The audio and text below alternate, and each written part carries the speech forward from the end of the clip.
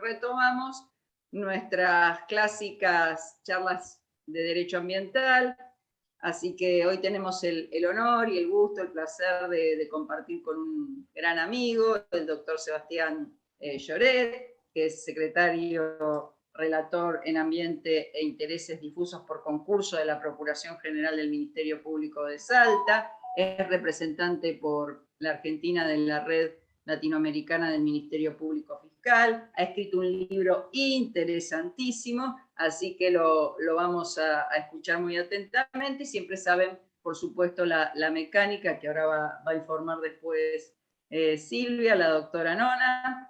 Ahí veo muchas caras amigas. Bueno, gracias Sebastián por venir, y bueno, después haremos los avisos parroquiales también de los próximos eventos y seminarios. Así que Silvia, si querés decir la dinámica, ya lo dejamos al doctor Jorge Franza, también que es integrante de nuestro consejo consultivo, para que nos den unas palabras.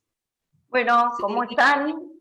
Bienvenidos, bienvenidas, y como dice Leila, reanudando un poco la actividad, aunque creo que muchos de nosotros no cortamos durante las vacaciones.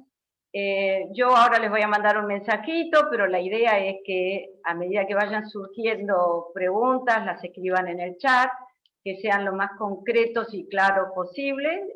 Yo las voy a organizar, y cuando termine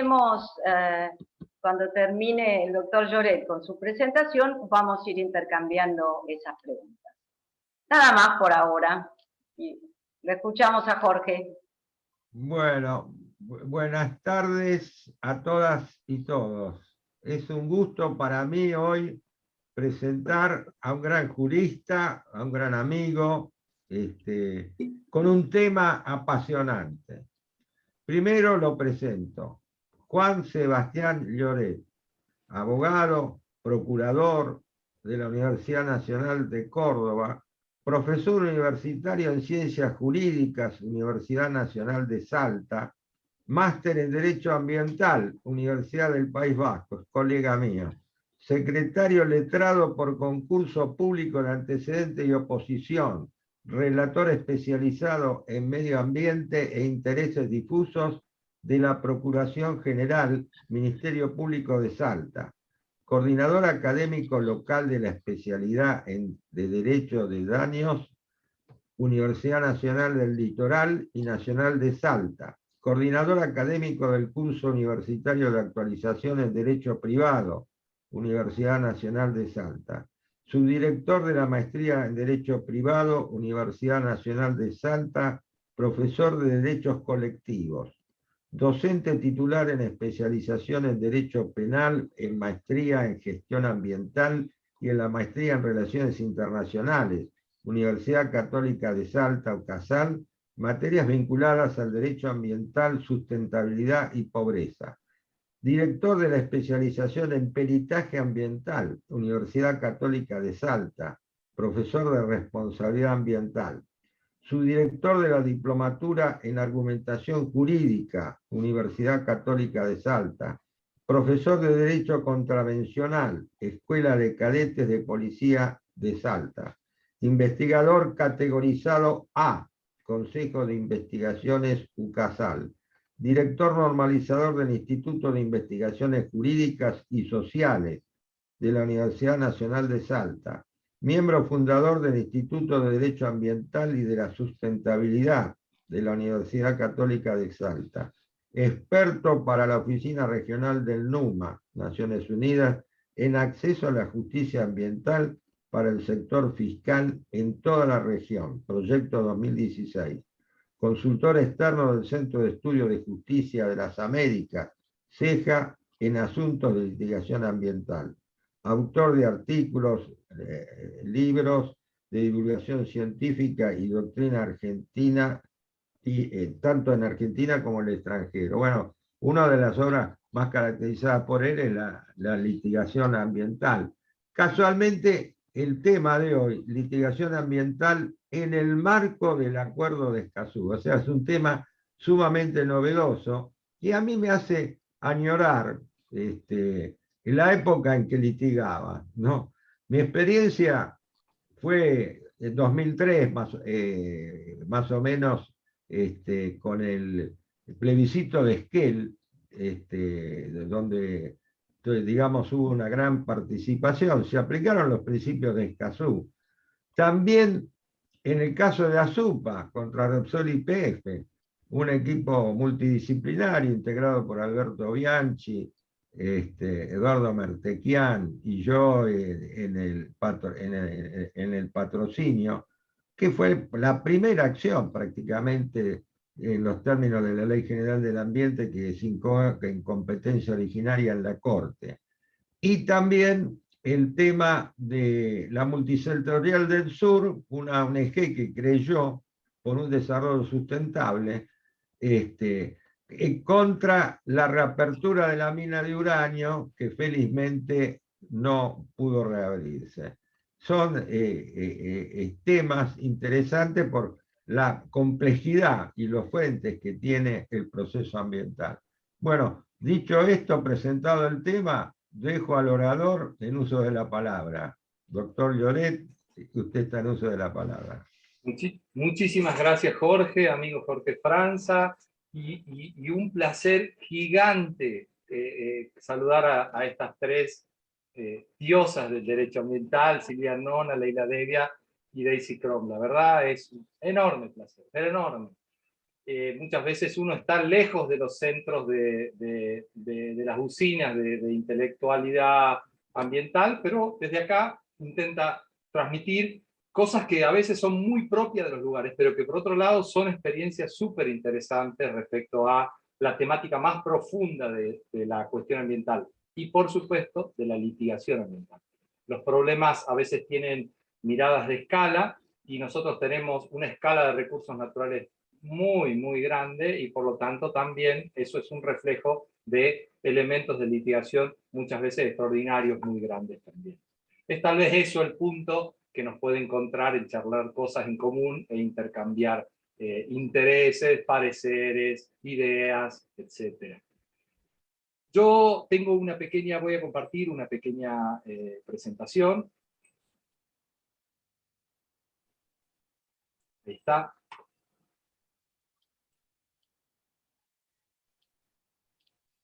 Espero que se vea bien. Perfecto, Sebastián, se ve perfecto. Excelente, excelente. Bien, la idea entonces es conversar respecto a la litigación ambiental en Argentina y el nuevo marco de Escazú. Yo voy a hacer una suerte de 3 etapas de esta conversación. En primer lugar, voy a hacer un repaso. No, sé que nadie necesita una charla de responsabilidad ambiental hoy, pero voy a hacer un repaso, si me permiten, de tipo estructural. Cómo yo creo que se estructura el sistema de responsabilidad argentino, dónde están esos 3 pivots que sostienen esta mesa de la responsabilidad ambiental, y cómo creo yo que detrás de ese tipo de formulación, la litigación tiene que empezar a encontrar sus vertientes, sus trayectos, sus ideas, sus formas, ¿no? En este tren, las bases de la responsabilidad, vuelvo a decir, no creo decir nada nuevo en estas primeras 2 o 3 filminas, las bases de la responsabilidad, por supuesto, están paradas arriba del artículo 41, y yo quiero dejar reflejado en la mirada de los oyentes 2 elementos. El primero de ellos es ese tercer párrafo del artículo 41, que dice que el daño ambiental generará prioritariamente la obligación de recomponer según lo establezca la ley, es decir, que le da una oportunidad de desarrollo legislativo a nuestros diputados y senadores, y por otro lado, ese otro artículo tan importante que más bien está referido a las tareas, a los desafíos que tienen las autoridades administrativas de proveer a la protección de este derecho, la utilización racional de los recursos naturales, etcétera, etcétera. E información y educación ambientales, no me quiero olvidar, tan en boga como está hoy. Pero estos dos ejes, por supuesto, no son compartimientos estancos. Va a haber algunas relaciones del daño ambiental en el marco de la responsabilidad administrativa, y seguramente va a haber reflejo de estas obligaciones a las autoridades, así dicho en seco, como lo pone la Constitución, respecto a autoridades judiciales. Pero otra vez, en esa mirada que intento plantear como dos planchas estructurales, esto nos puede permitir comenzar a poner algunos pies firmes para entender mejor a qué me quiero referir con un sistema integrado de responsabilidad o de respuesta ambiental en la República Argentina. El artículo de desarrollo sobre esto, es decir, según establezca la ley, diría el 41, es esencialmente, a mi entender, la parte final del artículo 29 de la Ley General del Ambiente, donde textualmente está reflejado ahí, dice, la responsabilidad civil o penal, coma, por daño ambiental, coma, es independiente de la administrativa. Y esto, por ejemplo, ha llevado a Néstor Caferata a escribir al respecto, hablando de que tenemos que mirar o tener una perspectiva de aquello que él denomina predaño y de aquello que denomina daño, y que sirven como un norte, como un baremo, para explicar mejor a dónde están las esencias de las responsabilidades, de los cometidos del sector de justiciabilidad ambiental y del sector de administración ambiental. Si otro tanto hacemos como ejercicio respecto a los tres principios en los que tenemos que parar todo este andamiaje, en primer lugar vemos que el principio de responsabilidad, es decir, aquel que agolpa todo a aquello sobre lo cual estamos hablando, nos dice que el generador de, y ahí está resaltado, efectos degradantes del ambiente, actuales y futuros y demás, pero va a responder, y fíjense, por los costos no solo de acciones correctivas, sino de acciones preventivas. Y nos da la oportunidad de otra vez entender que hay como dos ítems, dos momentos que nos permiten abordar la cuestión. En segundo lugar, nos dice que el principio de prevención apunta a problemas ambientales. Y eso es una palabra que nos sirve para intentar esbozar esta teoría que estoy compartiendo. Y que va a significar la posibilidad de atender, o la obligación de atender, a las causas y fuentes integradas, de manera integrada y prioritaria, tratando de prevenir los efectos negativos. Entonces, fíjense esas palabras que están dando vuelta, efectos degradantes del ambiente, que abre estas dos fórmulas de responsabilidad, la preventiva y la correctiva, y que otra vez hace una apertura a vayamos a ver los sistemas de responsabilidad para hacer esto realidad, es decir, aquellos instrumentos que se derivan de este principio. En segundo lugar, el principio de prevención, que habla de problemas ambientales que deben ser esencialmente enfocados preventivamente. Y por último, el principio precautorio, donde por primera vez en esta tríada aparece la palabra daño, y esta palabra daño como un daño grave e irreversible, por supuesto, con incertezas científicas, que va a obligar, como ha dicho la Corte en Dino Salas, a la toma de decisión del funcionario, a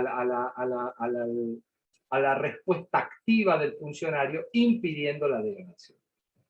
Es decir, y fíjense que ahora voy al primer y al último párrafo de este cuadro. ¿Por qué? Porque el principio de responsabilidad se refiere a efectos degradantes del ambiente, y al final lo que nos está interesando es impedir justamente la degradación del ambiente. Esto podría pensarse, si sigue en esta lógica, que está hablando sobre los impactos ambientales en sentido lato, degradaciones ambientales negativas.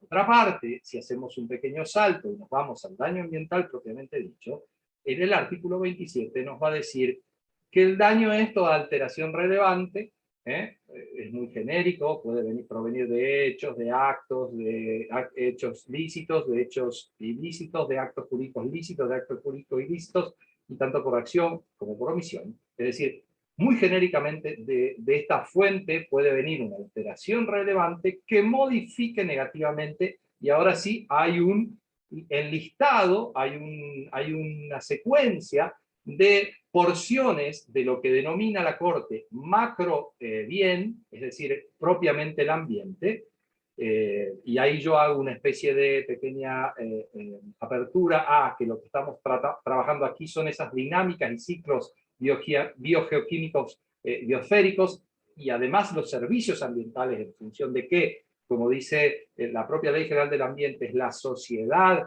la afectada, la impactada por las alteraciones relevantes a las que me estoy refiriendo. Pero en definitiva, son dos ideas las que se conjugan. Esa alteración relevante y que modifican negativamente el macro bien ambiente, o elementos o microbienes, como bien dice la Corte, que están enunciados tales como equilibrio de los ecosistemas, recursos, bienes colectivos y valores colectivos. Estoy tratando de hacer un pequeño acercamiento de afuera hacia adentro de esta idea general de degradación negativa sobre el ambiente, y estas dos suertes de compartimientos de esta gran idea de degradación, que sería la idea de impactos ambientales negativos o problemas ambientales negativos, en un caso y en otro esencialmente prevenibles. Esta cuestión intermedia, que son estos daños graves, pero que son inciertos, y finalmente lo que es cierto otra vez, es esta alteración relevante que modifica negativamente. Me parece que todo esta gran, todo este gran planteo, ¿no?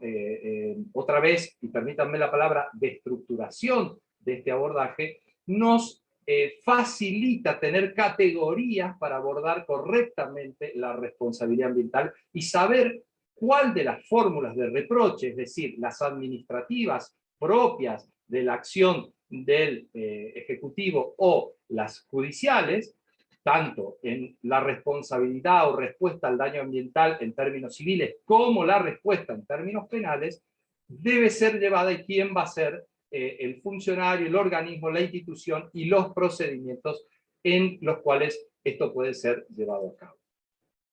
Esta idea que planteé se ve un poquito más firme aquí. Esas bases, entonces, hablan de esto general de efectos degradantes del ambiente, que es la palabra que utiliza, y muy bien, me parece a mí, en un sentido genérico y lato, el principio de responsabilidad, y que dice al final, abro a los distintos sistemas de responsabilidad que se prevén.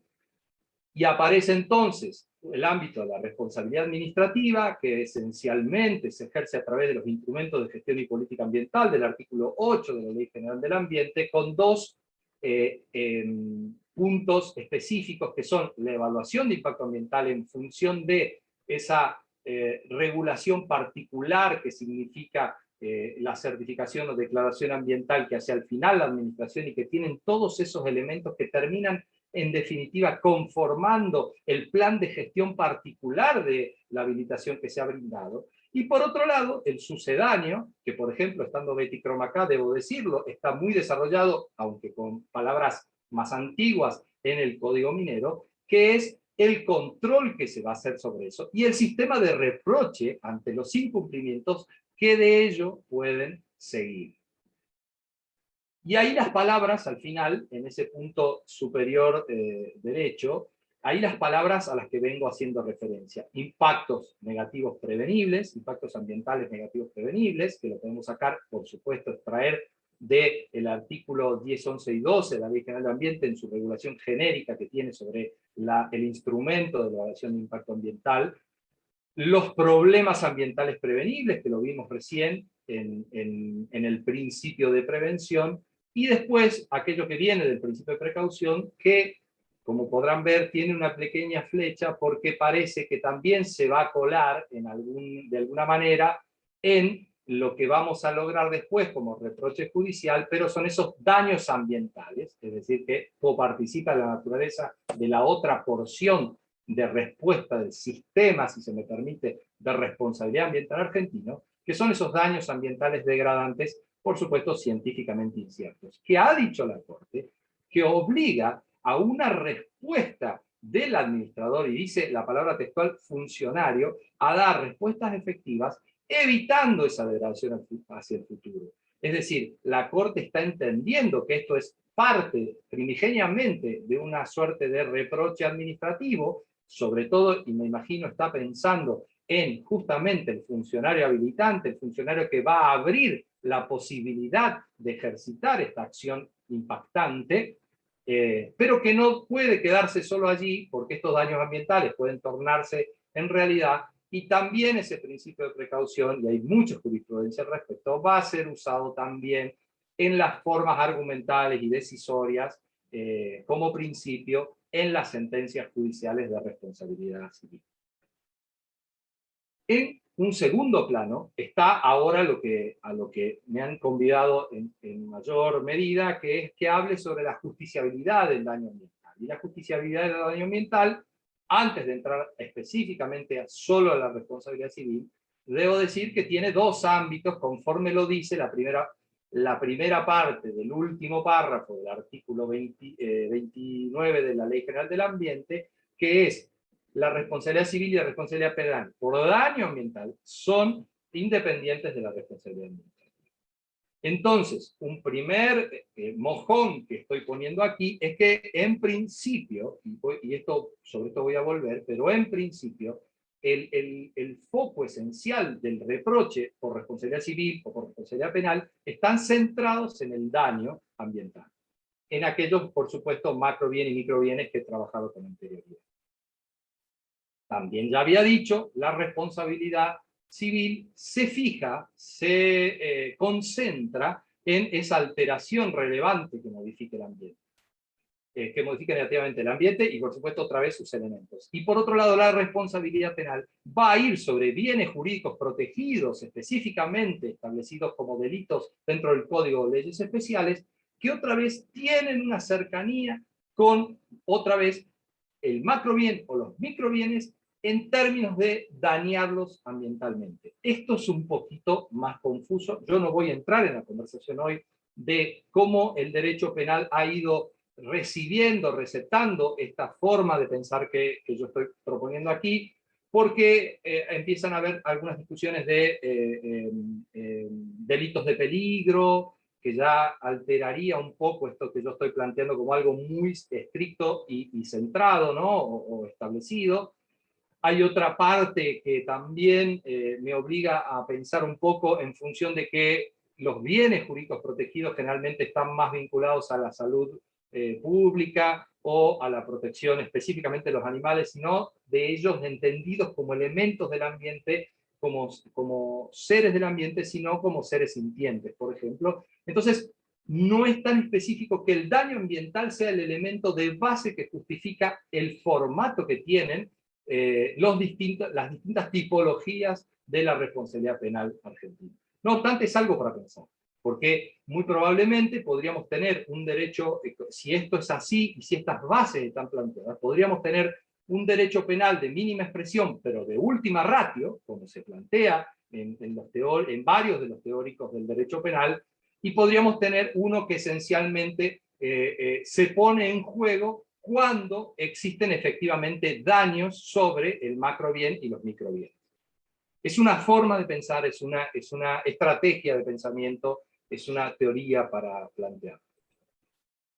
Esto que estoy desarrollando aquí puede verse gráficamente de la siguiente manera. Fíjense que los elementos que están en el artículo 27, ambiente, recursos, equilibrio de los ecosistemas, bienes colectivos y valores colectivos, tienen su sucedáneo en los otros dos sistemas de responsabilidad.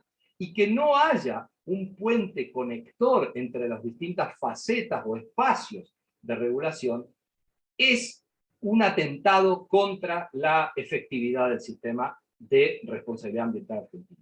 Tenemos que elaborar sistemas que respondan a ítems, a momentos de protección para que eso que genéricamente llamé degradación ambiental negativa vaya teniendo compartimientos de primera, segunda y tercera respuesta, es decir, diferentes momentos y velocidades de reproche y de corrección para que efectivamente funcionen aquello de lo que comencé hablando, que en orden vengan el principio preventivo, el principio precautorio y finalmente esa idea de recomposición, de reparación, de corrección, como dice el principio de responsabilidad, y podamos tener entonces en una etapa o en las siguientes alguna respuesta satisfactoria sobre la degradación ambiental.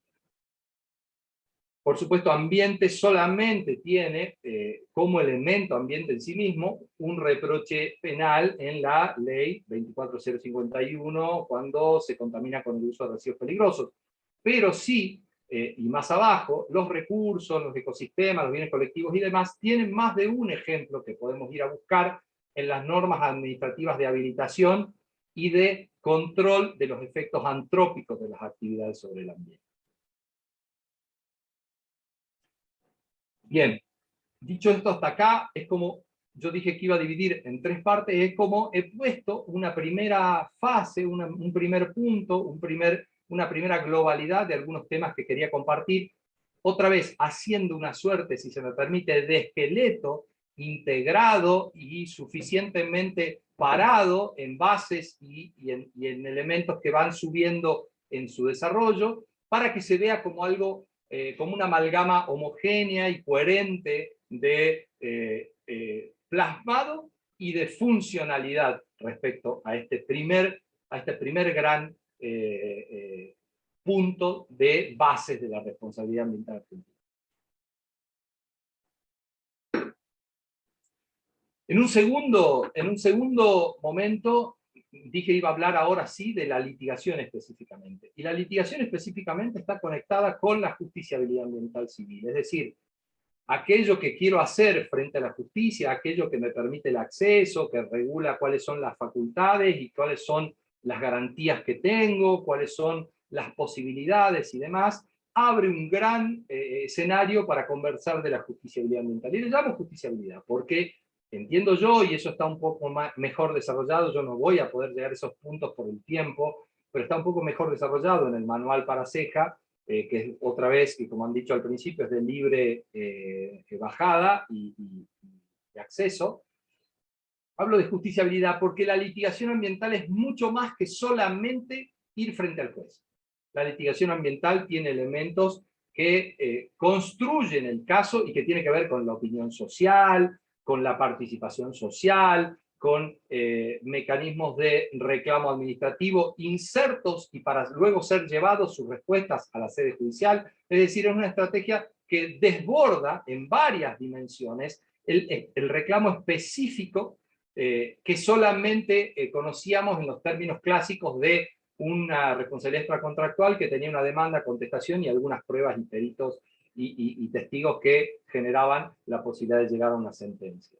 Eso no es así en ambiente, no puede ser pensado así, por eso en ese manual trabajamos algunos capítulos de cómo se resignifica la litigación para hablar en términos estratégicos de la litigación, que es una palabra como derecho humano es el ambiente, por el artículo 11 del protocolo de San Salvador, es muy obvio que contagia también la litigación en cuestiones ambientales, que otra vez es un derecho humano. En el Código Modelo Iberoamericano, elaborado por los más interesantes expertos de la Asociación Iberoamericana de Derecho Procesal, en el año 2004 ya habían dicho en sus consideraciones iniciales, habían caracterizado que las distintas regulaciones de modelos para el acceso a la justicia en clave colectiva eran insuficientes, eran heterogéneos y hasta eran caóticos. Y necesitaban o reclamaban que había que tener un paso individualista, de una litigación individualista, tal como ellos la observaban en nuestra Iberoamérica, a una litigación que contenga elementos del proceso social. Y esto no deja de ser hoy una verdad a todas luces. Esto, por supuesto, deja, por suerte, claramente sentado que yo estoy parado en algunas opiniones que son personas que necesariamente me merecen el total respeto y asumir que sus argumentos tienen bastante de venir. La forma de mirar otra vez de una manera estructural qué debe cambiar dentro de este proceso, tanto para pensar nuevos modelos de reforma, como para hacer aplicativos los modelos actuales existentes en la República Argentina, en el modelo federal como en los modelos provinciales, es esencialmente trabajar sobre lo que en la doctrina de los derechos humanos se llama la cláusula procesal genérica, la cláusula genérica, que se repite en el artículo 8.1 de la Convención Americana de Derechos Humanos, en la 6.1 de la Convención Europea de Derechos Humanos y en el 14 del Pacto Internacional de los Derechos Civiles y Políticos.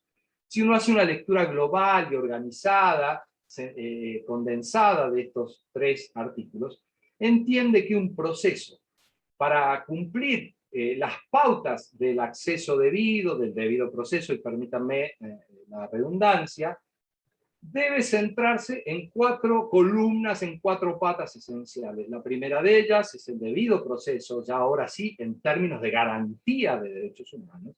En segundo lugar, la existencia de una audiencia oral y pública dentro del procesamiento del conflicto. En tercer lugar, la existencia de un órgano independiente e imparcial. Y por último, que esto termine con una respuesta dentro o en el marco de un plazo razonable. Estos 4 pilares, estas 4 patas, son las que permiten que pongamos una mesa que tenga algo de estabilidad, seriedad, robustez. En el acuerdo de Escazú, estas 4 porciones de la cláusula genérica, estas 4 condiciones de la cláusula genérica o garantía genérica, están de alguna u otra manera expresadas en Escazú en el artículo 8. Y ahí empiezo a conectar el derecho procesal que supimos conseguir con el derecho procesal que debemos conseguir, o por lo menos el derecho procesal que debemos tender a generar en nuestras prácticas procesales. Todo esto otra vez porque esto es lo que va a ser el plafón de una debida litigación ambiental.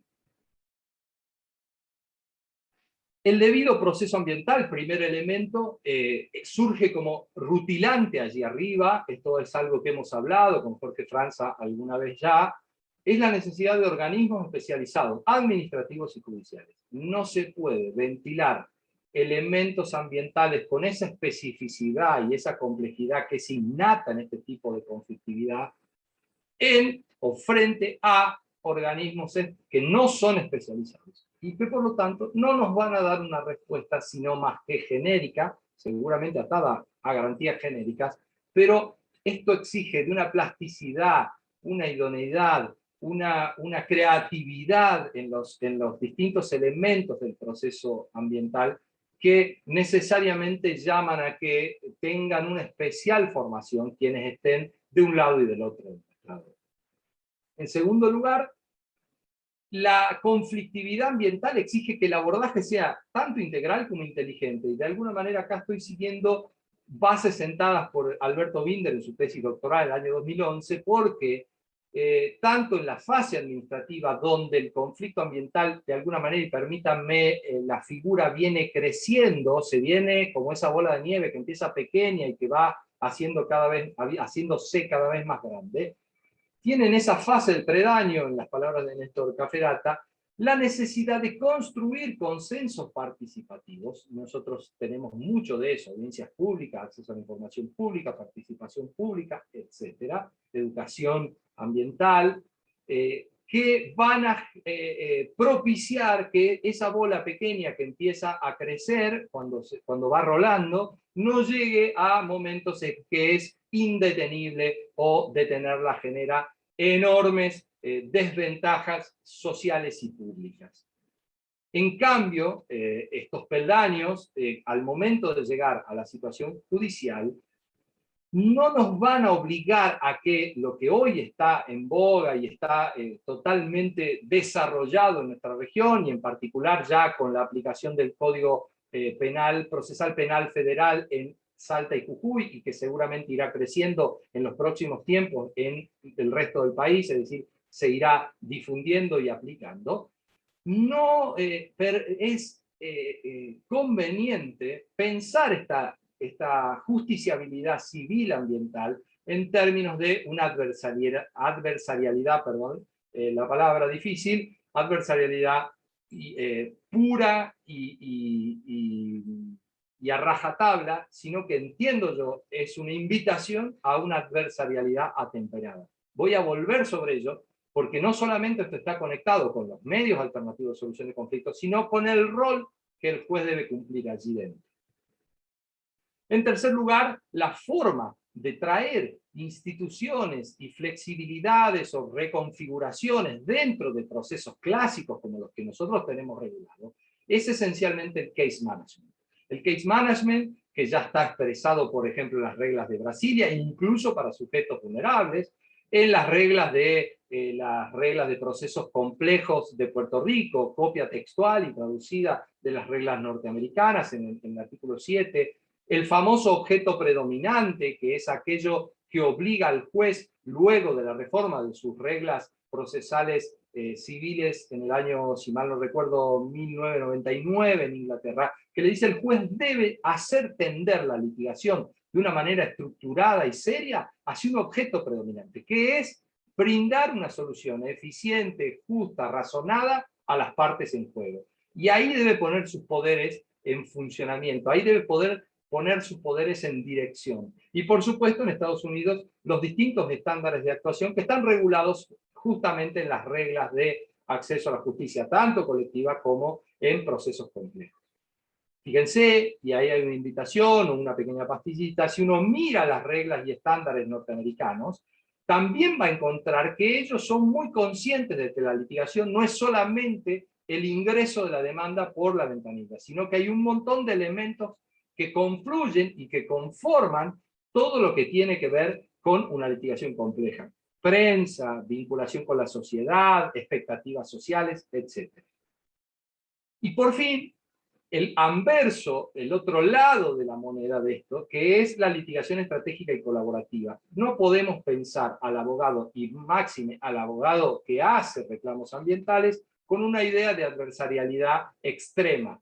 El abogado tiene que pensar que esta litigación estratégica le obliga a usar más y mejores herramientas, mucho más modernas, mucho más comprensivas, y que además lograr buenos acuerdos y rápidos para la sociedad están muy cerca de los objetivos ambientales, que es de prevenir antes que reparar.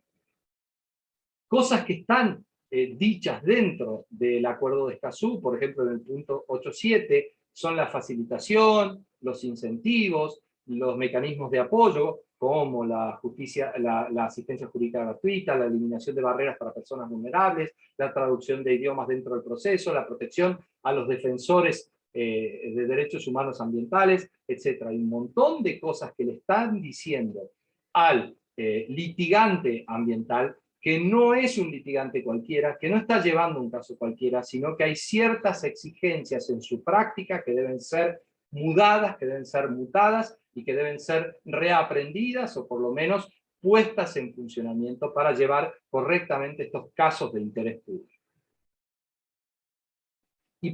Y como otro elemento, la audiencia oral y pública. Muy sencillamente, realmente las personas que hacen derecho ambiental están muy familiarizados con este formato, con esta medida. La Corte lo ha hecho, lo ha generado y regulado a través de una acordada y lo ha hecho repetidas veces, y nosotros hemos mamado en nuestro aprendizaje y en nuestras clases y demás cómo esto se lleva adelante. Pero esencialmente esto es una invitación también al abandono de la forma de la litigación escrituraria, secretista, rígida, formalista, es decir, abandonar un tanto el expediente formal y rígido de antaño y entender que acá estamos frente a una litigación que lo adversarial y lo oral prestan una gran ayuda, porque podemos hablar de cara a la sociedad y de una forma con un lenguaje claro, llano, accesible, porque nos lo está obligando las propias condiciones del sistema, las propias condiciones del tipo de derecho al cual nos estamos haciendo cargo cuando llevamos esto a tribunales.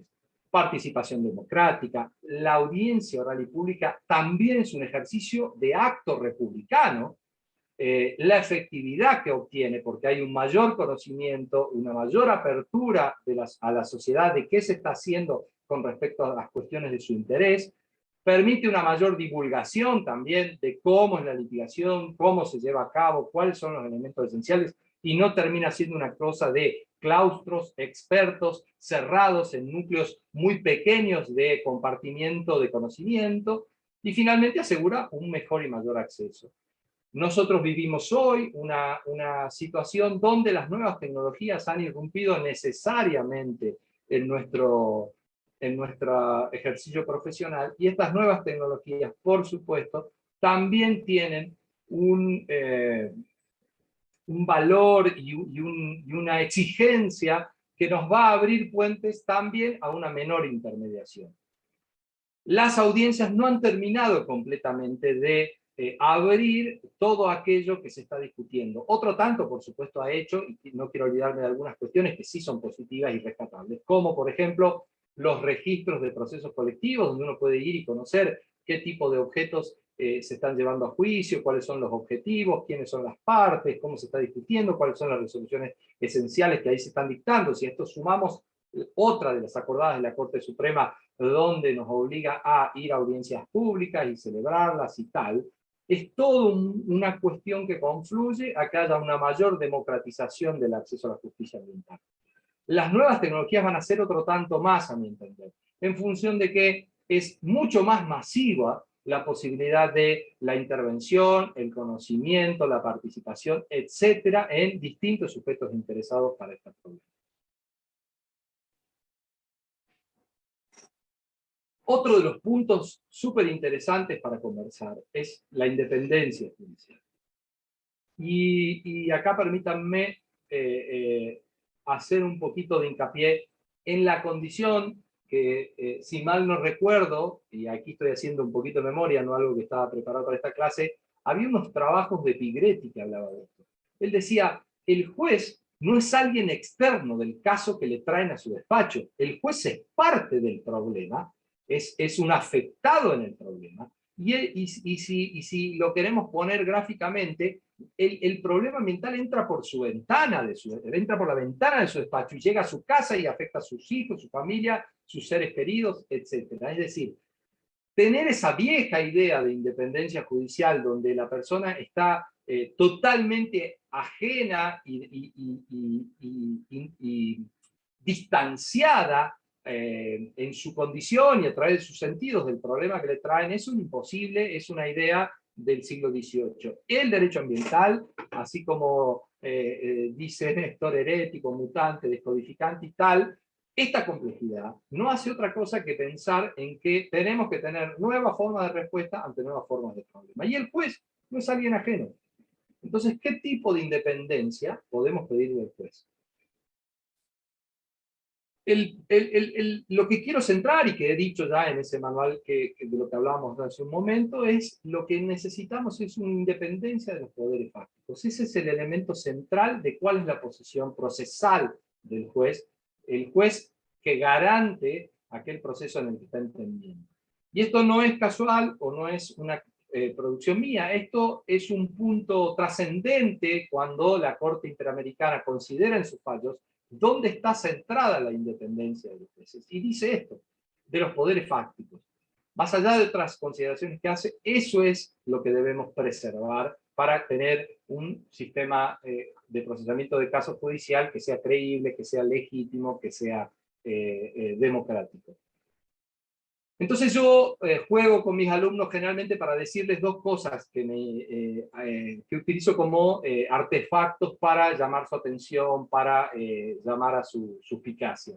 En primer lugar, parece que no le estamos pidiendo en los dos elementos que desarrollan la independencia una imparcialidad, sino que parece que en realidad estamos pidiendo una impartialidad.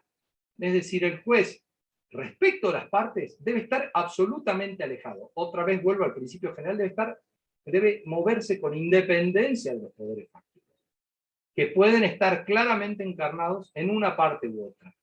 Grandes empresas, multinacionales, vínculos con el poder, estados, etc. ¿Y qué debe representar en ese marco, en esa reconstrucción de cómo debe ser su agenda de cómo comportarse? En primer lugar, confianza. En primer lugar, confianza. Y en segundo lugar, apego a la legalidad. El juez debe hacer lo que la legalidad le manda a hacer. Y en una segunda instancia, o en un segundo subelemento, en una segunda subcondición, parece que en realidad al juez no le debiéramos pedir neutralidad, porque el juez es un afectado. Parece que al juez en realidad le debiéramos pedir nuestralidad, es decir, hacerse cargo de los bienes sociales, de los activos sociales, de los valores públicos, de los intereses sociales, sin con esto abandonar esta agenda, estas reglas de conducta que le estamos exigiendo, que es, siga brindando confianza, pero hágase cargo que usted debe tener una actitud respecto a la protección del ambiente socialmente aceptable, sin, otra vez, romper el apego a la legalidad.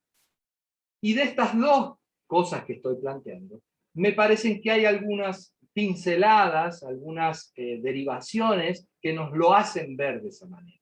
Y que el juez va a tener que jugar con una fina, con una delgada, con una minúscula, con un trayecto muy serio, muy fino otra vez, perdónenme, con una sintonía muy fina, porque él va a ser, en este tipo de casos, jefe de la prueba, como dice Peña Chacón en Costa Rica. Jefe de la prueba.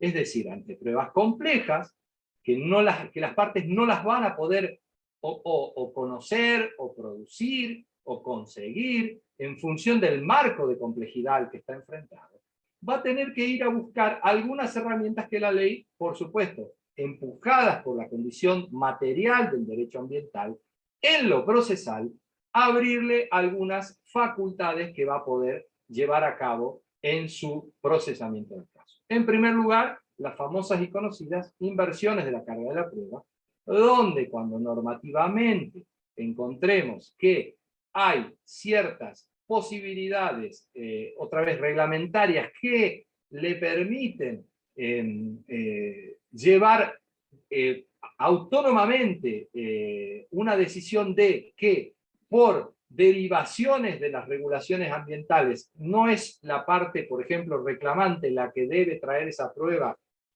sino que debe ser la contraparte la que debe producir, porque tenía obligaciones primigenias ex ante del proceso y las reglas procesales, hacerlas efectivas. Por ejemplo, se me ocurre y se me viene a la cabeza el primer caso, es, pues si usted requiere para llevar adelante la actividad de manera legal, tener un certificado de aptitud ambiental, una declaración de aptitud ambiental, la declaración ambiental, pues bien, tráigala. Y no es, por ejemplo, una obligación que tenga quien hace el reclamo traer y adjuntar en el marco probatorio que está ofreciendo ese tipo de cuestiones. En el otro punto, o en el otro extremo, también podrá hacer uso de estos formatos que ya tienen algo más de procesal, que es, en el caso en concreto, y en función de las condiciones del caso que está tratando, utilizar las cargas dinámicas de la prueba. Y esto es algo diferente. El juez debe evidenciar que tiene ante sí claras respuestas de que una de las partes no va a estar en las mejores condiciones para probar, y en cambio la otra sí, y por lo tanto generar, avisando a las partes, asegurando el derecho de defensa, la posibilidad de invertir esa carga de la prueba y agenciar elementos de argumento de fondo, en tanto y en cuanto estas pruebas que él invirtió en su carga no han sido traídas al proceso, cuando era claro que tenía todas las posibilidades, una de las partes en el proceso, de adjuntarlas, de arrimarlas a la litigación.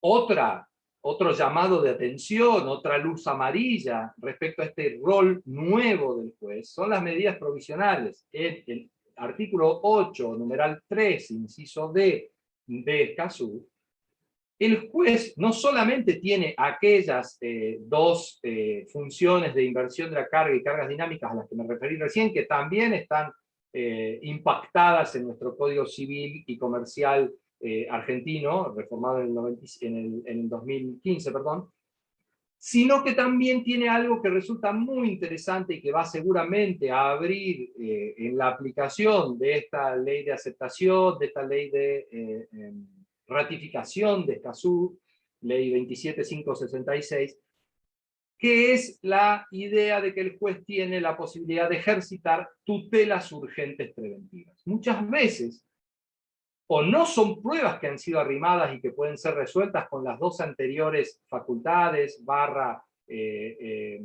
potestades que tiene el juez, sino que va a hacer algo que es totalmente independiente, como por ejemplo un juez que tiene una causa ante sí, donde este tipo de cuestiones preexistentes relativas a la gestión ambiental, a las habilitaciones ambientales, y que no son punto central del motivo de reclamo y de respuesta o de contestación de demanda en el caso, pero que sí hacen a la posición de ambas partes respecto de la sociedad. Y estamos hablando de que esto es una discusión que se produce en casos de incidencia colectiva. Es decir, que aquello que se esté resolviendo allí va a tener irradiación, va a tener efectos expansivos con respecto al resto de la comunidad que vive en esa misma zona, que está en cercanías de la expansión de los efectos de, por ejemplo, el daño ambiental que allí se esté ventilando o discutiendo. Entonces, esta tutela urgente podría colocar al juez por encima de esta situación de marcos o de plataformas probatorias de ambas partes y decir, yo además quiero esto otro. Mándenme si tiene usted seguros ambientales, mira para el otro lado y dice, mándenme si usted tiene habilitaciones administrativas, mándenme el certificado, etc. Cuestiones que probablemente no hayan, y me repito, sido puestas o integradas en las plataformas probatorias de los litigantes activo y pasivo. Y por último, el cuarto elemento que planteaba esta idea de cómo miramos de una manera organizada los desafíos que nos plantea esta nueva necesidad procesal ambiental y esta nueva plataforma que nos provoca el acuerdo de Escazú recientemente ratificado, es la idea de plazo razonable. Lo primero que tenemos que decir aquí es que otra vez nuestra materia está surtida, está concebida y necesaria y naturalmente manifestada como una materia compleja. Siendo esto así, si es una materia compleja, los casos que generalmente son traídos a la justicia son casos complejos. Y entonces pedir plazos razonables es una idea que necesita ser rediseñada, rediscutida, revisitada con algunas ideas partidas de la materia ambiental. ¿Qué es razonable? ¿Qué es un plazo razonable de solución en una cuestión ambiental? En primer lugar, algunas de las cosas que nos dicen, por ejemplo, nuestra interdisciplina con los técnicos ambientales es, doctor, yo estoy hablando en tiempos ecológicos. Y esa frase que es tan común en nuestros peritos, en nuestros expertos y demás, parece que es una frase que se da de patadas con la idea de plazo razonable en términos de trámite burocrático humano para la resolución de conflictos. Parece que es algo totalmente diferente, algo que distorsiona en este concepto. Y por otra parte, no debemos olvidarnos la dimensión social que tiene la cuestión ambiental. Yo ya he dicho y me voy a repetir, recordemos que, en definitiva, el afectado por daños ambientales de incidencia colectiva es la propia sociedad y lo dice la norma, expresamente. Entonces, otro de los plazos, de alguna manera, que hay que cumplir es la expectativa social. Entonces, otra vez, tiempos ecológicos y expectativa social parece que no se identifican en función de su complejidad con la idea de un plazo razonable en términos de, otra vez, trámites burocráticos secuenciados para la solución de un conflicto. Bajo esta idea, bajo este parámetro, lo que he propuesto, siguiendo un autor brasilero que es Zanetti, con un trabajo del 2020, es que este tipo de procesos, y ahora sí lo voy a decir con pelos y señales estructurales, es decir, que necesitan una solución que va construyéndose, que va secuencialmente estableciéndose, llegando a metas interinas. Esta idea de procesos estructurales dice, deben seguir una vieja idea que es muy clásica, que son los procesos falenciales, los procesos de quiebra, los procesos concursales. Es decir, que tiene que tener una estructura, primero, de concebir todo aquello que está dando vueltas en este universo, por ejemplo, de deudores y de acreedores, etc. Y luego pasar a un estado ideal, es decir, tratar de recomponer al extremo cuáles son las situaciones ex ante que esperábamos, por ejemplo, de esa situación falencial, o frente a esa situación falencial. Si uno piensa en esa idea, y ahora nos venimos de nuevo a este lugar, lo que dice, caracteriza los procesos por fases o etapas estructurales, es la necesidad de reestructuración, aunque suene una verdad de perogrullo, es volver al estado ideal. ¿Y qué pone ahí como elementos de que nos permitan motorizar este tipo de soluciones. En primer lugar, la idea del manejo del caso. En segundo lugar, que yo ya he hablado del case management antes de entrar a Escazú. En segundo lugar, que debe haber apertura a formas procesales atípicas, dice Zanetti. En tercer lugar, la posibilidad de tener algunas facilidades para mudar el objeto, es decir, alguna flexibilidad en la congruencia. Y por último y central, la cooperación procesal. Yo hablé de que el abogado tenía que entender que para entrar en este mundo procesal tiene que entender la litigación colaborativa. Es un nuevo rol social del abogado.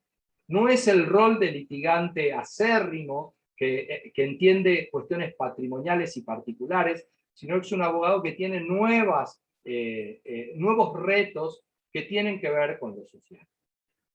Los 4 principios, por supuesto, deben estar presentes. No hay forma de crear esta nueva forma de ver estos procesos estructurados por fases o etapas sin recordar los 4 principios que justamente fue motivo de la primera filmina que yo puse en la clase, que son el principio precautorio, preventivo, el deber reparativo y el principio pro persona que está en el artículo 4 de Escazú. Si nosotros trastocamos el funcionamiento de estos 4 principios, estamos trabajando de manera asistémica y, por supuesto, desconociendo las garantías ambientales. Esta idea que pongo en esta placa, es la que permite repensar un redimensionamiento, yo le llamo bifásico.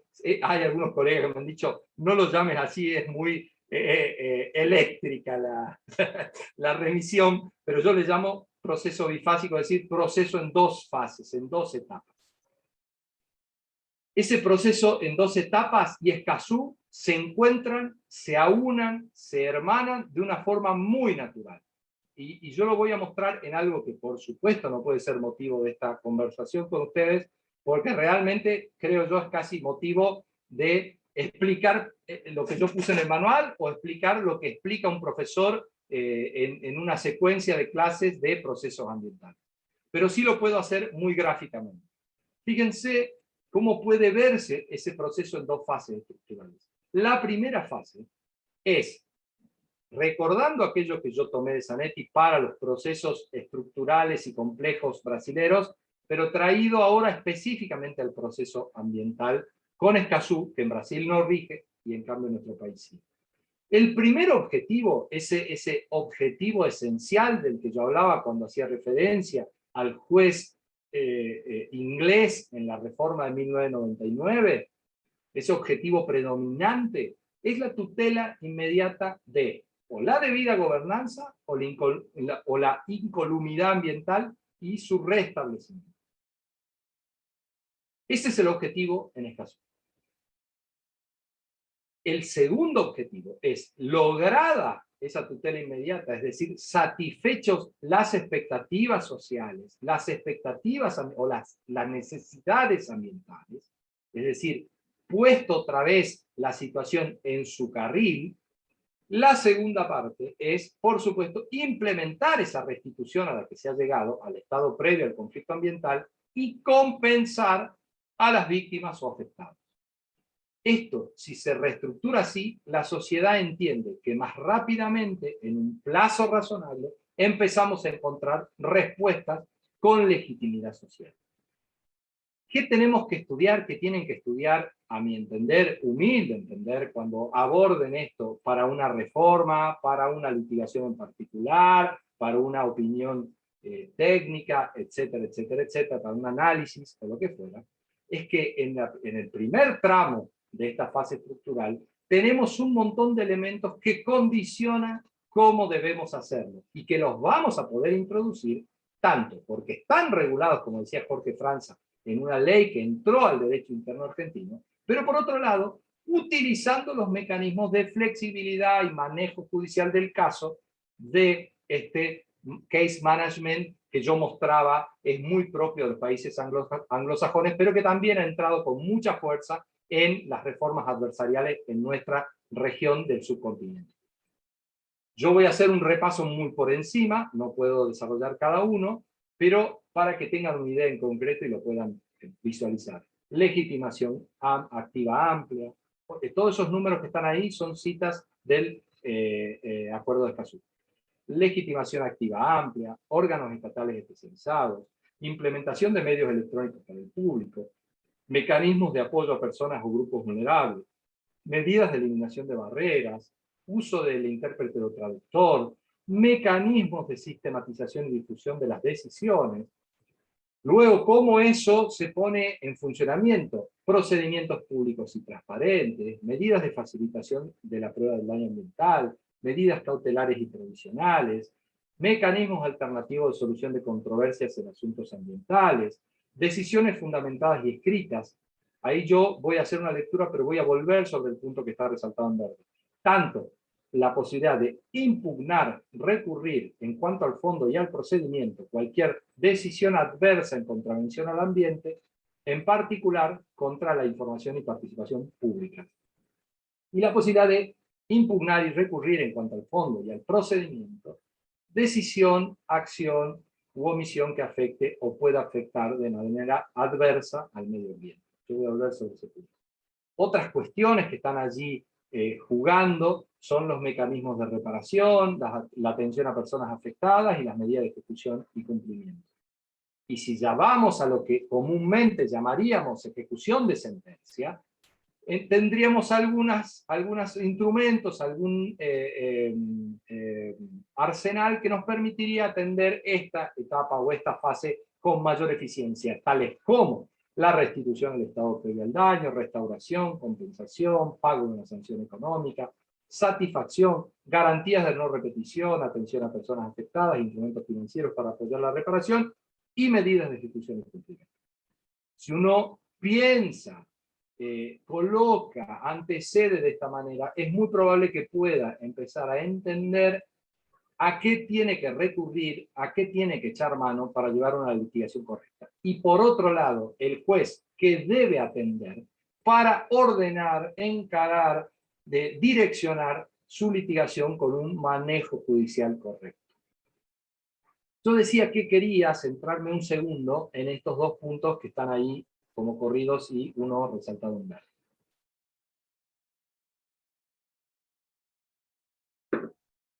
Aparece como muy interesante una idea de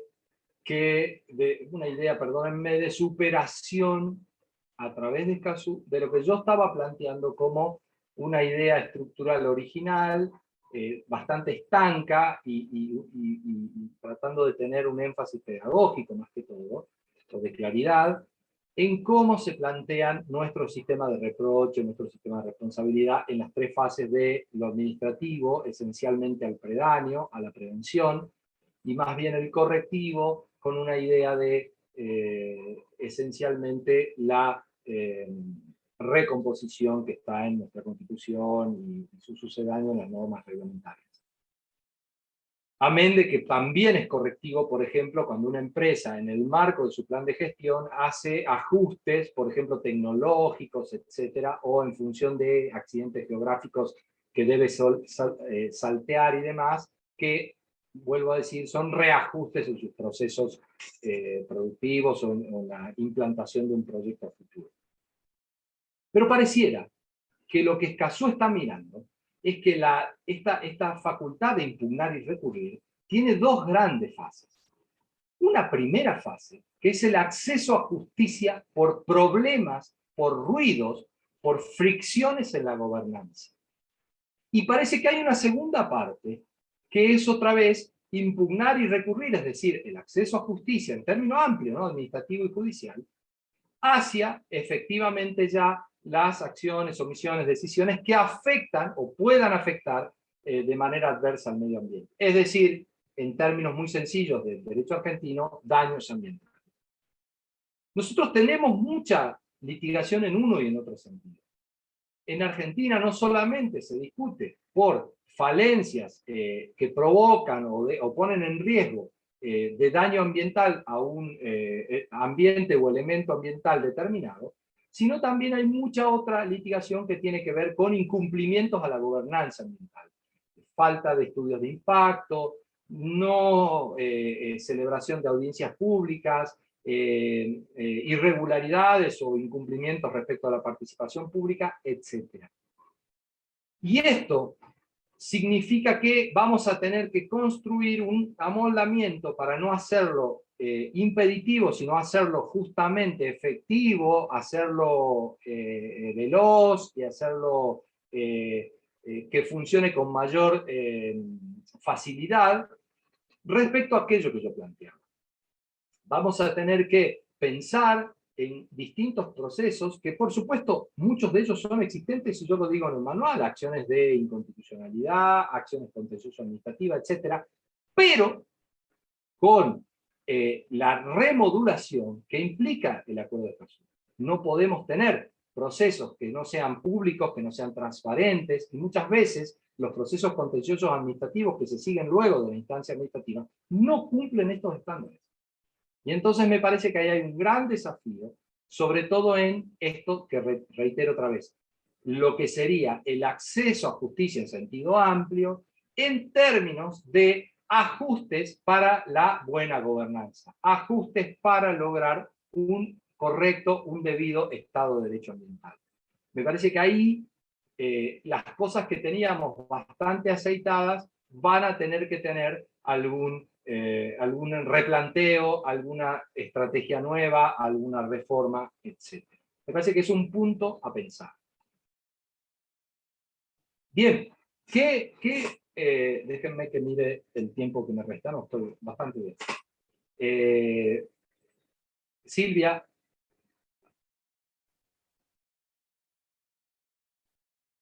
¿Te oigo, Silvia? Sigo. Ok, veo tu mano que dice adelante. Dije que mi charla iba a intentar tener 3 momentos. Un primer momento, y haciendo un poco de raconto, bien pedagógico, es cómo mostré, aparecía organizado el sistema de responsabilidad ambiental argentino. Un segundo momento, que esencialmente me he concentrado en 4 cuestiones o pilares de las garantías del debido proceso, que tenían que ver con esa cláusula genérica que viene de los tratados de derechos humanos a los cuales hice referencia, y esos 4 elementos, de alguna manera, cómo son reflejados o establecidos en la regulación específicamente ambiental y procesal ambiental. Y este tercer momento, que surge a partir de haber puesto esta propuesta teórica y explicativa, de cómo se debe repensar, otra vez con esta idea eléctrica de bifásica, el proceso ambiental que vamos a tener desde Escazú y hacia el futuro. O por lo menos que esto sirva como una brújula para poder tomar decisiones correctas en la organización jurídica y en la práctica. Este redimensionamiento procesal, este redimensionamiento bifásico, reitero, tiene que mirar algunos puntos muy importantes. Que el procedimiento entonces aparece como fraccionado, y entonces dentro de cada fracción nos va a permitir hacer evaluaciones si estamos cumpliendo en plazo razonable y estamos cubriendo expectativas sociales que hay respecto del proceso. La posibilidad de tutelas anticipadas, ya hemos visto que estos principios, sobre todo de prevención y de precaución, nos empujan a adelantarnos a las respuestas para que la degradación no se propicie o no continúe y no se agrave. La necesidad de atenuación de la congruencia, porque no vamos a estar resolviendo en algunas fases todo lo que está planteado como cuestión de fondo, sino las primeras cuestiones que hemos podido identificar como prioritarias dentro del manejo judicial del caso, la participación social, esa necesidad de que el proceso se abra y la sociedad que está siendo representada o que tiene su día en el tribunal, pero que no ha elegido sus representantes adecuadamente, y entonces con una ficción de la ley está todo el pueblo en juicio en ese momento, entonces que haya una apertura para que estos procesos crezcan en legitimidad y en aceptación social. La tipicidad probatoria, hemos visto cómo vamos a tener que tener algunas flexibilidades o tolerar ciertas intervenciones no propiamente adversariales o puramente adversariales en este juez de un nuevo rol o con una nueva agenda, ¿no? Y finalmente la posibilidad de negocios procesales, es decir, todo aquello que hace ruido dentro del proceso, permitir que las partes, con buenos tinos, generen frente al juez una purificación de sus propuestas, de sus planteos y de sus objetivos procesales para ir más rápido a las soluciones que satisfagan el interés general y el interés de las partes. Otro punto que tenemos que pensar en esto de qué solución vamos a encontrar. Eva, perdón, no, sí, no quiero interrumpirte, pero, perdón, pero sí, si podés ir tratando de redondear. Sí. ¿Eh? Sí. Desconocía cuánto tiempo tenía, pero redondeo, absolutamente. Prometo que acá termino. No hay duda que te faltó eso de saber cuánto, pero la verdad que está tan interesante que me dan no sé qué, porque están todos, se han permanecido, están atendiendo, pero... Vamos por eso. Yo tengo dos cuestiones finales, que son, ¿de qué se trata una sentencia? Que por ahí puedo ir más rápido, porque es la sentencia que típicamente conocemos en la República Argentina, y si querés puedo hacer un último pincelazo de cómo se ve algo que es sumamente nuevo, que es la posibilidad de hacer acuerdos ambientales, acuerdos que no estaba esa posibilidad y que se abre con esta asunto. Así que, si querés voy a eso y lo cerramos para que quede una idea general. Ok. Todos saben que la sentencia ambiental tiene órdenes preventivas, recompositivas e indemnizatorias, y esto está claramente establecido y muy sencillamente en el capítulo del 27 al 33 de la Ley General del Ambiente. Hay muchos autores que ya lo han tratado, pero algo que es totalmente nuevo es si se puede hacer acuerdos por daños ambientales, por ejemplo, en los procesos.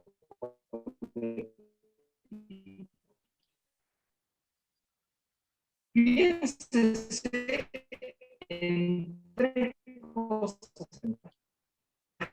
más interesantes que hay en un caso colectivo o un caso, sino un bien particular. Se persigue un bien común. Y por lo tanto, no hay, en términos clásicos, si se me permite, la disponibilidad de ese bien. Porque ¿quién puede disponer como un principio dispositivo del bien ambiental? En segundo lugar, la acción es de tipo representativa. Y por lo tanto, si alguien representa a una comunidad que no le dio poder y que solamente por una ficción la está representando, y por supuesto con el control de su adecuación, no parecería que es autocomponible. No se puede llamar a todo el mundo para que levante la mano y diga qué quiere como respuesta a ese proceso para un acuerdo. Y en tercer lugar, los efectos colectivos. Una vez que se homologue colectivamente, esto va a tener un alcance extra, llamémosle impropiamente partes, extra porciones del litigio. Lo que yo planteo en mi libro es que tiene que haber una suerte de transabilidad modal. No puede haber una transabilidad sustancial. No podemos discutir si va a ser reparado o no ese bien ambiental. Lo que podemos discutir es las condiciones en que aquello va a poder ser llevado adelante. Da la razón a mi forma de pensar tanto el artículo 11 del Código Modelo Iberoamericano para Procesos Colectivos como la Ley de Tribunales Ambientales en Chile, que tienen este tipo de cuestión de transabilidad. ¿Qué es lo que pasa acá? Lo que son comúnmente negociables, mediables, arbitrables, son los intereses. Son intereses que son de partes particulares, valga la redundancia. En cambio, este tipo de derechos con mayúsculas, son derechos litigables. ¿Cómo puede conciliarse esa situación? Justamente la palabra que usé es la que da respuesta. Una suerte de nuevas formas de conciliación, donde las partes participan, pero lo hacen dentro o conectados, como le llaman algunos autores, conectados con el tribunal. Entonces, estas formas de negociación híbridas, porque son con participación del director del proceso, que es el juez, como los Special Masters norteamericanos, nosotros hemos tenido experiencias al respecto. Recuerdan que cuando nuestras deudas soberanas eran discutidas en los tribunales de Nueva York, teníamos Special Masters que acercaban a las partes, intermediando en la posición del juez, o los que existen en Puerto Rico, y además una experiencia mucho más novedosa que es de las denominadas conferencias judiciales del nuevo derecho procesal canadiense. Esto es tal vez la forma en que nosotros podemos discutir este tipo de problemas complejos dentro de una organización que todavía no tiene todos todos los elementos necesarios y suficientes para llevar adelante una robusta posición negociadora y homologatoria colectiva. En los medios de alternativa de resolución de conflicto, entonces, como formas conectadas al tribunal, son, al decir, por ejemplo, de Leandro Giannini, formas preferibles de discusión de los temas ambientales. Y esto, fíjense que es lo que pasa en alguna medida en la regla 23 norteamericana. Hay que asegurar que haya un acuerdo justo, razonable y adecuado, dice la regla. Y ahí hay puntos centrales, el principio de publicidad, el principio de control, participa en las audiencias de la representatividad y se discute o se rediscute, cuál es el contenido frente a la expectativa original que se tuvo al iniciar el juicio, etcétera, etcétera, etcétera. En definitiva, es toda una nueva invitación a los cientistas del derecho ambiental a empezar a pensar nuevas estrategias de la práctica, nuevas estrategias regulatorias, nuevos desafíos dentro de cómo sostener los procesos ambientales, que es sumamente cautivante y me parece que va a ser, como decía Jorge al principio, una locomotora de tracción en las próximas etapas en que hagamos nuestro lo establecido por el Acuerdo Regional de Escazú en nuestro derecho argentino. Gracias por la paciencia, el silencio y la presencia, y espero haber en alguna medida cumplido con sus expectativas respecto a mostrar este nuevo escenario.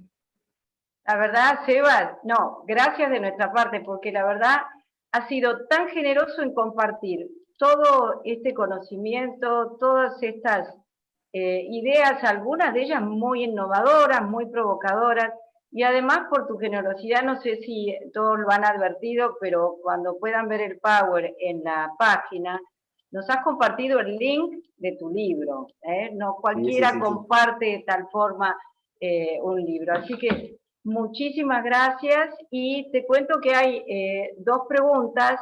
Okay. A ver si dejas de compartir, así eso. Vemos todo y ahí ubicamos. Voy sobre eso.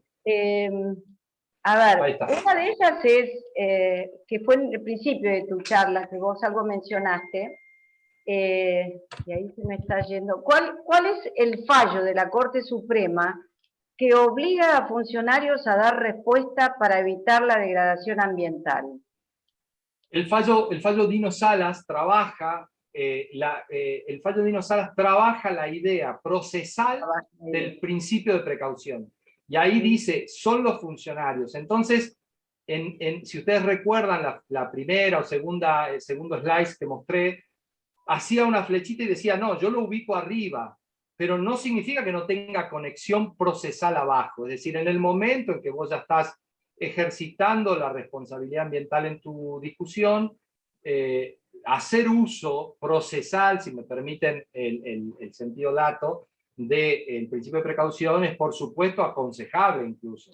Pero creo que su efectividad, su impacto dentro de un conflicto, de un problema ambiental, como dice el principio de prevención, y el principio de responsabilidad, en el problema ambiental es bueno que ya la respuesta ante la posibilidad de daño ambiental incierto venga de parte del funcionario que está entendiendo en la certificación y homologación de la actividad, ¿no? Me parece que es lo más sano, me parece que es el momento más temprano. Bueno, a ver, aquí hay otra pregunta, además de muchas felicitaciones y muy interesante, por eso me daba no sé qué avisarte, pero porque lo estábamos disfrutando. Sí, sí. No, bueno, esta pregunta que es un poco más, bueno, yo digo es jugada, pero vos sos rejugado y contestás, así que la litigación estratégica y colaborativa. Sí. Sí. ¿Es para vos la herramienta más adecuada de los conflictos de alta sensibilidad social? Y te trae como ejemplo a la minería. La explotación de litio es de alta relevancia en el mercado nacional y mundial. ¿Cómo ve usted posible la adopción del criterio de neutralidad, neutralidad por parte del juez frente a esta dicotomía? Primero, neutralidad, yo dije, es un bien, es un recurso estratégico, pero eso no significa que el juez deba mostrarse. De hecho, creo que yo, el cortapisa que no se puede dejar de lado, que ha puesto en su estándar la Corte Interamericana, es que no se debe perder la distancia con la posición de las partes, y eso debe dar credibilidad, dice la Corte Interamericana. Entonces me parece que ahí es donde está la el self-restraint del juez respecto a las partes, ¿no? Pero por otro lado, me da la impresión de que si no discutimos los grandes temas nacionales, nunca los vamos a resolver. O sea, yo tengo una mirada propositiva respecto a eso, y que significa u obliga a que el juez haga case management, pero que las partes también hagan litigación colaborativa.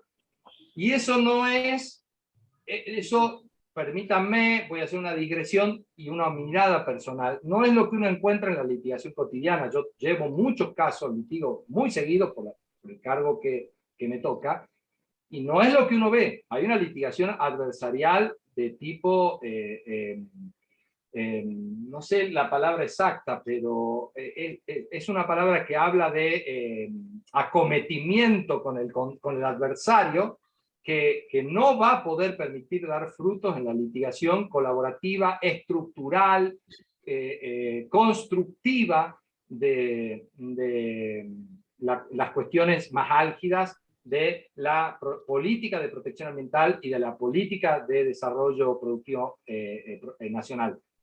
Si me permiten, para que sea más fácil la respuesta, esto se ve mucho, y hay un ejemplo y que les recomiendo ir a mirar, que es en la solución que se está intentando lograr en la causa Río Doce, en Brasil.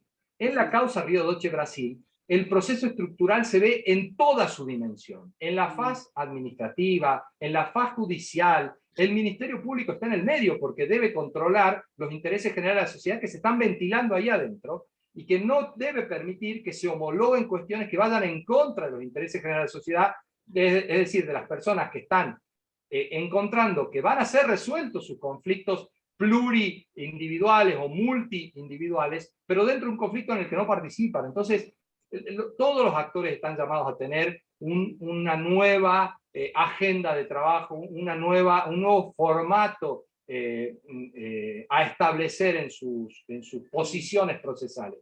Y me parece que lo mismo que está pasando con una desgracia tan grande como aquella, y por eso estoy usando el paralelismo, que acá no está, sino que hay más bien una discusión de tipo de algunos daños futuros y algunos daños inminentes, pero a las claras está que no es el desastre de Río Doce, que es un desastre consumado, permítanme el término, y donde las discusiones están siendo muy complejas, pero que se está saliendo adelante en función de estructurar. No se pensó, bueno, vamos a resolver el problema de una vez y por todas. No, no, no. Vamos a resolver el problema social asociado, más las primeras cuestiones ambientales más urgentes, y luego van a una fase nueva, y así.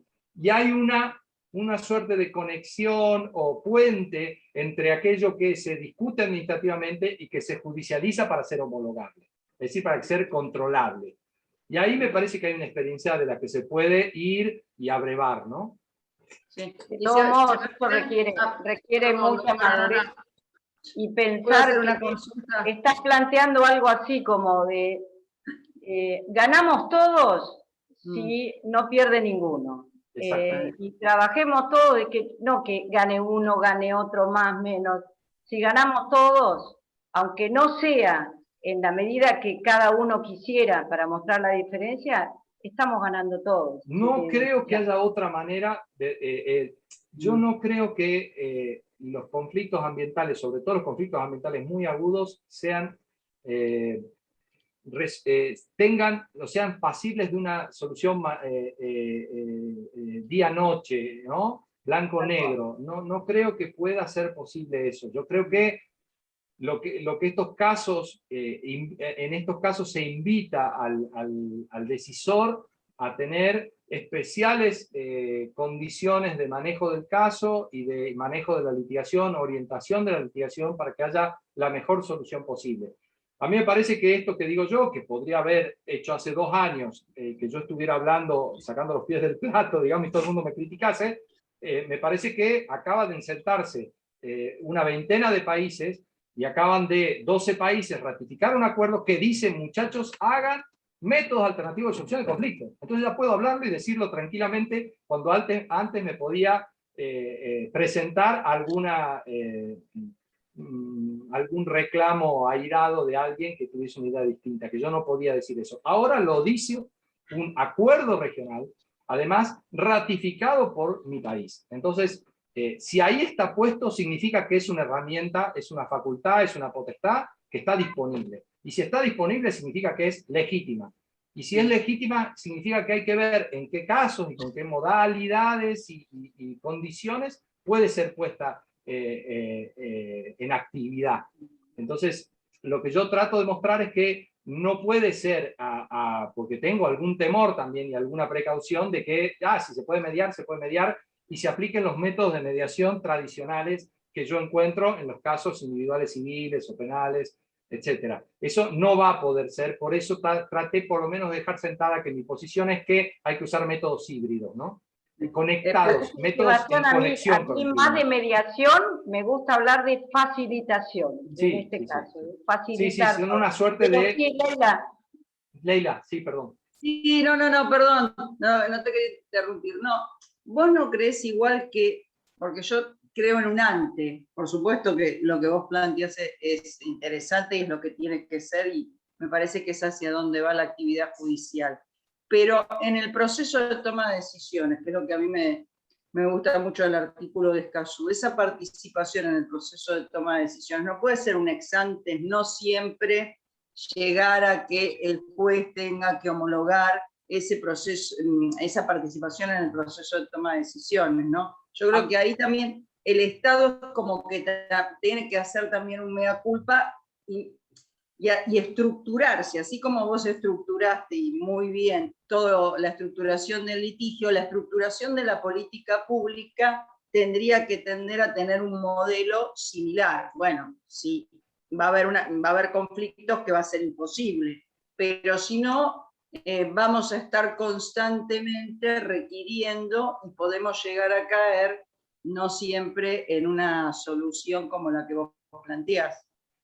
Estoy completamente de acuerdo. Yo decía, y si me permiten refrescar la memoria, yo había puesto cuando armé ese gran cuadro, que ese cuadro es una invitación a que a cada uno elija un párrafo y se meta. Porque realmente cada cuadro puede ser entre un capítulo y hasta un libro, ¿no? Cada punto. Pero yo quería mostrarlo en términos generales. Pero yo marqué en verde dos situaciones que dije, esto va a traer cola. Va a traer cola porque va a ser necesario pensar. No es que nosotros no conozcamos y no tengamos jurisprudencia y práctica respecto a casos donde uno discute falta de evaluación de impacto, falta de participación pública, falta de audiencia pública o cuanta casuística se les ocurra, que es un poco lo que vos estás contándonos. Y que después vamos a la sede judicial y tratamos de recrear esa situación, darle una solución, reencauzarla o lo que fuera. Sin embargo, me parece que Escazú ha puesto, llamémosle, unas vías un poquito más gruesas. Y esas vías más gruesas van a permitir menos maniobras. Me parece que ahora las administraciones tienen que pensar que si no cumplen, el sentido de esas vías gruesas es uno solo, chocar contra la situación jurisdiccional. Entonces, me parece que en este marco en que yo había dicho, es muy claro cuando estamos discutiendo predaño y daño, volviendo a Néstor, digamos, pero parece que también todo lo que es revisión de la robustez de la gobernanza viene como un gran capítulo que nos pone las barbas en remojo y que si la administración no lo hace bien, no veo otra. No, perdón, pero no veo otro camino. No es que yo sea fatalista ni negativo, pero no veo otro camino que es chocar con la jurisdicción. Con el proceso. Lo que pasa es que me parece que un gran desafío de parte de la Administración Pública Nacional, Provincial, Municipal, Regional, es justamente eso, pararse en esa nueva institucionalidad que te permite Escazú para tener una mirada distinta de un plan. Por eso yo siempre lo asocio con la agenda productiva verde. Bueno, vos vas a alargar la agenda productiva verde, pero si vos no tenés en cuenta Escazú, vas a, bueno, como ya estás chocando con el tema litio, hidrógeno, etcétera, etcétera. Gracias. Sí, es súper complejo, es súper complejo. Yo pienso que muchos países van a tener que hacer los deberes. Lo que yo creo, y ahí también un poco, si mostré la filmina inicial y está Blas por acá dando vueltas, así que no debo dejar de decirlo, la idea de que tener organismos especializados y además tener mecanismos de facilitación de la prueba, mecanismos de protección protección a los defensores ambientales y que no se transformen en víctimas, lo cual también es un objetivo del Ministerio Público Fiscal. Hay una estrategia interesante que está pasando sobre todo en Brasil, pese a que Brasil todavía no ratificó el acuerdo, que es tener unidades que tengan una actuación integrada. Entonces, que puedan, como organismos públicos, tener buenos puentes con la administración, o sea, por ejemplo, si pensamos en la experiencia norteamericana, los que nosotros conocemos como fiscales en realidad son prácticamente funcionarios jerarquizados del Ministerio de Justicia. Entonces, lo que está detectando, por ejemplo, vida silvestre, tiene alguien que lo lleva a juicio o a trámite administrativo o a juicio penal. Entonces, ese puente que nosotros no tenemos, porque tenemos una organización institucional diferente, va a haber que hacerlos, construirlos y hacerlos transitar.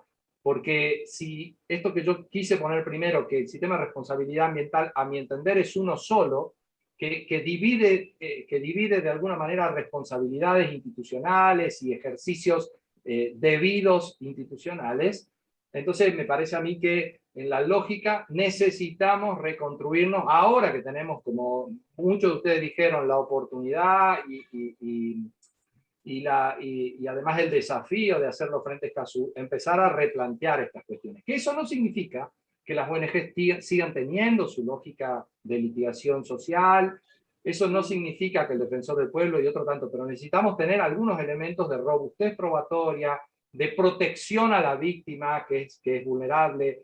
Tenemos que tener mecanismos de coadyuvación, si la palabra existe, a los organismos no gubernamentales, que muchas veces son débiles estructuralmente para llevar buenos casos robustos, y tener toda esa expertise en la litigación que les permita hacerlo de manera exitosa, porque en definitiva, cuando abren la puerta de la jurisdicción, están representando y llevando a juicio un montón de gente que está atrás esperando una solución a su problema.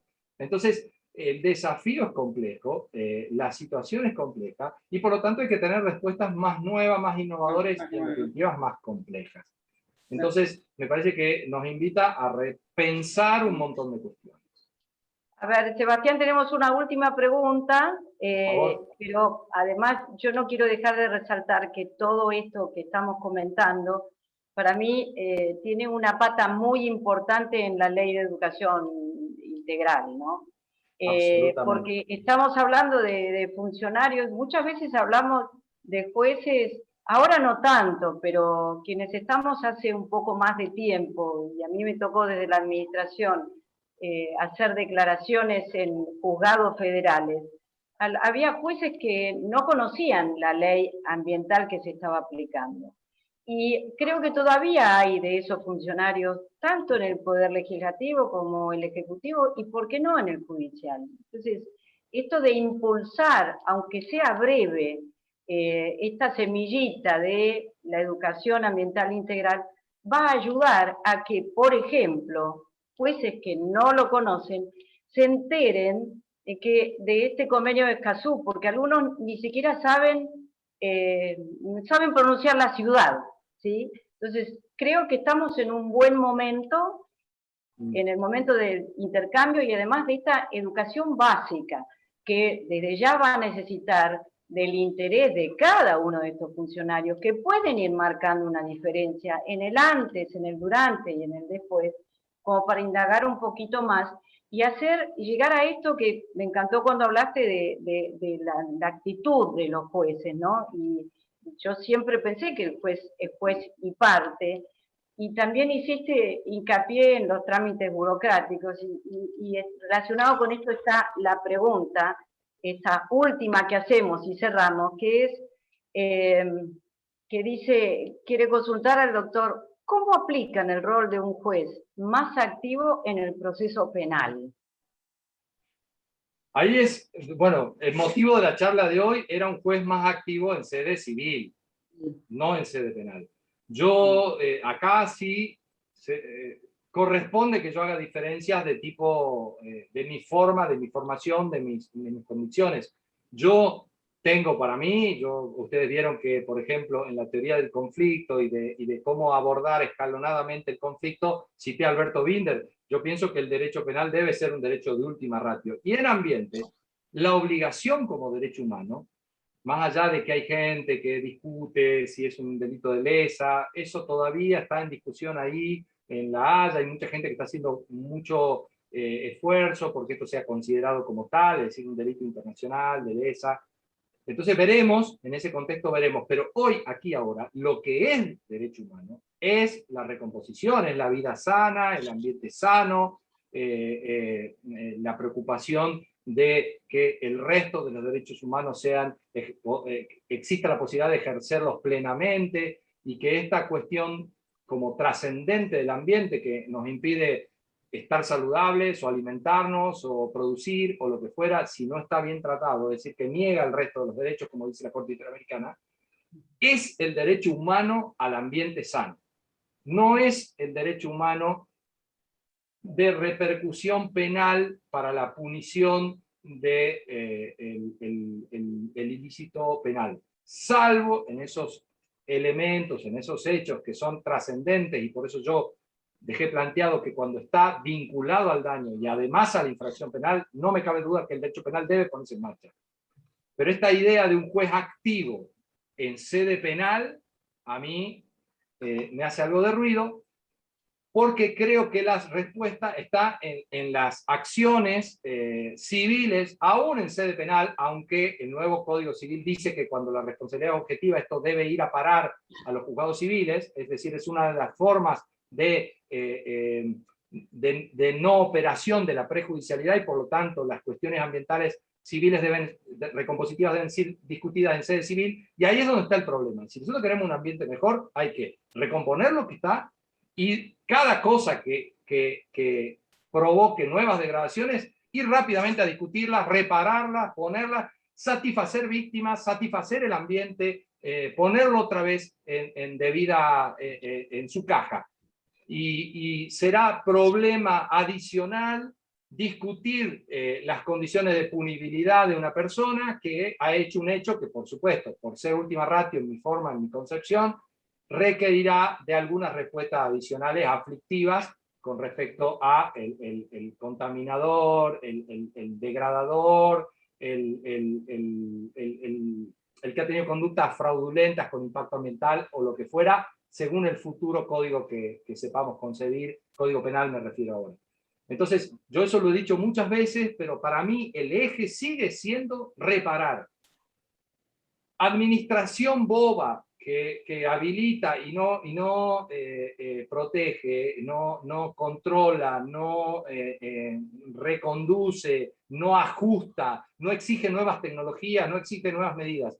Y además un sistema judicial que con mano dura castiga, buscando esa famosa idea de ejemplo, son cosas que están jugando en nuestros sistemas de responsabilidad. Pero para mí el eje, el centro de ese universo sigue siendo la prevención, la precaución y la recomposición. Nada de lo otro nos está asegurando hoy un derecho a un ambiente que sea óptimo y una situación, un contexto ambiental que sea ecológicamente vivible, socialmente aprovechable. Gracias, Eva. La verdad, la presentación maravillosa y generosa, Gracias. como te dije. Y las respuestas también, bueno, a mí no me sorprenden. Fiel a tu estilo, contestando todo y con mucha sinceridad.